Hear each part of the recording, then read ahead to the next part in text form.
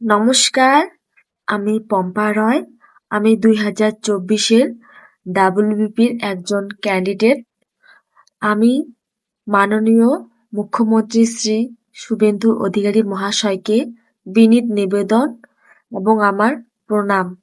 Sir, আমরা 2024-এ যে WBP apply করেছি সেটার পরীক্ষা এবং মাঠ এবং ইন্টারভিউ সবই কমপ্লিট, কিন্তু আমাদের মেরিট ঝুলে আছে।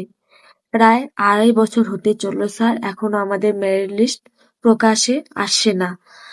একটার পর একটা কেস করে যাচ্ছে। এরা কারা করছে? যারা ফেল করছে ক্যান্ডিডেট বা যারা কম নাম্বার পেয়ে তাদের ডাব্লিউবিপিতে যোগ্য প্রমাণ করতে চাচ্ছে। তো স্যার, আমরা এই পরীক্ষা স্বচ্ছভাবে দিয়েছি, কোনো দুর্নীতি হয়নি, আপনি যাচাই করে নিতে পারেন।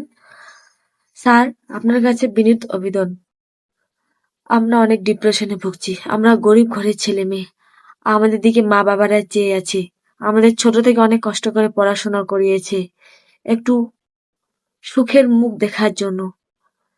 স্যার, আমরা ডিপ্রেশনে ভুগছি, বারবার বলতেছি, আমরা এভাবে বেশি দিন হলে সুইসাইড করতে বাধ্য হব। ফ্যামিলিতে আমরা একটা গ্রাম থেকে উঠে এসেছি, আমরা গ্রামে বিলং করি।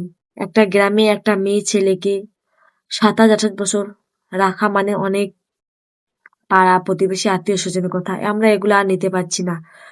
আমাদের সঠিক ফল আমরা চাই। আমরা নিজের যোগ্যতায় পাশ করেছি, নিজের যোগ্যতায় পরীক্ষা দিয়ে, কোনো দিন নিতে হয়নি। স্যার, আপনার কাছে বিনীত আবেদন, তাড়াতাড়ি আমাদের রেজাল্টটা বের করুন। আমরা একদম ভেঙে পড়ছি, কোনো কাজে মন আসে না, নতুন করে আমরা পড়তে পারছি না। স্যার, আমাদের মেরিট লিস্ট দিয়ে দিন, আমরা যদি পাশ করি তো করব, না করলে আমরা পরবর্তী এক্সামের জন্য প্রিপারেশন নেব। ধন্যবাদ স্যার, আপনি একটু আমাদের দিকে দেখবেন।